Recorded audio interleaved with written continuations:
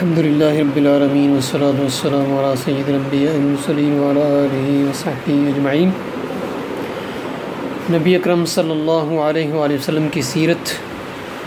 کوئی خیالی وہمی اور بناوٹی سیرت نہیں ہے گھڑی گئی ہو، بلکہ اس کے سورسز، اس کے مصادر اور مآخذ معلوم ہیں اور بڑے قابل اعتماد ہیں۔ نبی اکرم صلی اللہ علیہ وآلہ وسلم کی سیرت کے سورسز، مآخذ اور مصادر کو ہم دو بڑی قسموں میں تقسیم کر سکتے ہیں۔ پہلی قسم ہے بنیادی سورسز، بنیادی مآخذ اور اصلی مصادر۔ دوسری قسم ہے ثانوی سورسز اور ثانوی مصادر و مآخذ۔ تو اس وقت بنیادی اور اصلی مصادر کے حوالے سے کچھ گزارشات آپ کے سامنے رکھنے کی کوشش کرتا ہوں۔ سب سے پہلا اور سب سے سچا اور ثقہ ترین مصدر، جس میں شک و شبہ کی کوئی گنجائش ہی نہیں،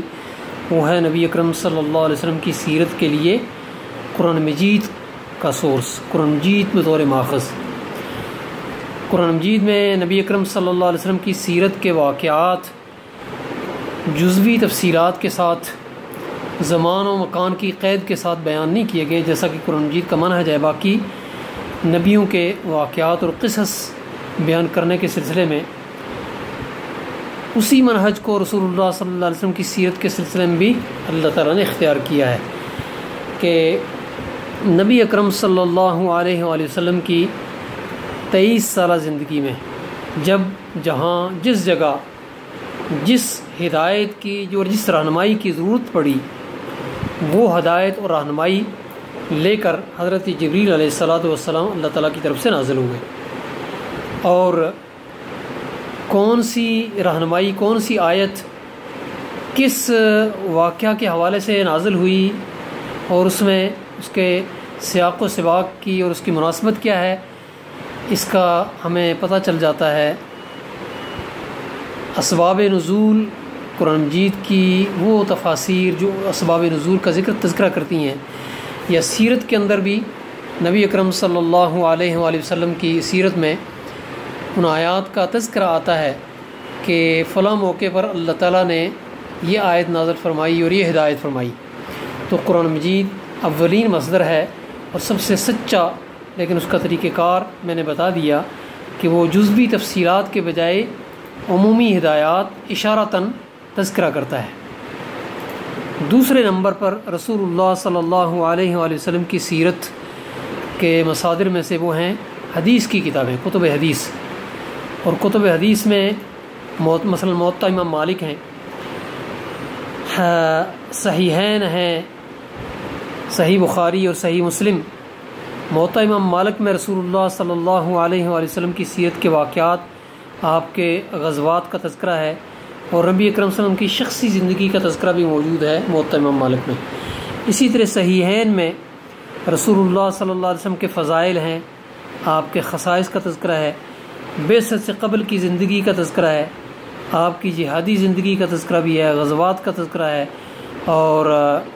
جہادی اور دعوتی مہمات جو آپ نے بھیجیں۔ اسی طرح شخصی زندگی، عائلی زندگی کے بہت سارے پہلو رسول اللہ صلی اللہ علیہ وآلہ وسلم کے صحیحین میں مختلف ابواب میں ہمیں ملتے ہیں۔ احادیث کی کتابوں میں بقیہ سیاہ ستہ میں سے باقی کتابیں بھی ہیں، مثلا سنن نبی داود ہے، سنن ترمذی ہے، سنن ابن ماجہ ہے، سنن نسائی ہے،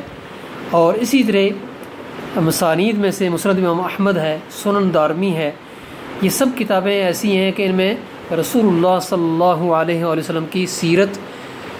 سیرت کی کتابوں کے مقابلے میں زیادہ قابل اعتماد طریقے سے محفوظ حالت میں موجود ہے، اس لیے کہ محدثین نے بڑی محنت اور کوشش کے ساتھ ان کی اسانید پر محنت کر کے، ان کی جانچ پرکھ کر کے، روات کے حالات کو دیکھ کر اس سیرت کے ان واقعات کو محفوظ کیا ہے۔ البتہ مکمل نقشہ ہم کہیں قرآن مجید سے یا حدیث کی صورتوں سے رسول اللہ صلی اللہ علیہ وسلم کی سیرت کا مل جائے، ایسے نہیں ہوتا، اجزاء ملتے ہیں اور ان کی تکمیل ہمیں کتب سورت سے یا کتب سیرت سے مل جاتی ہے۔ اللہ تعالیٰ سے دعا ہے کہ وہ ہمیں قرآن مجید اور احادیث رسول صلی اللہ علیہ وآلہ وسلم کی کتب سے سیرت کو سمجھنے کی توفیق عنایت فرمائے۔ وآخر دعوانا الحمد للہ رب العالمین۔ باقی مصادر کو بھی انشاءاللہ عرض کریں گے۔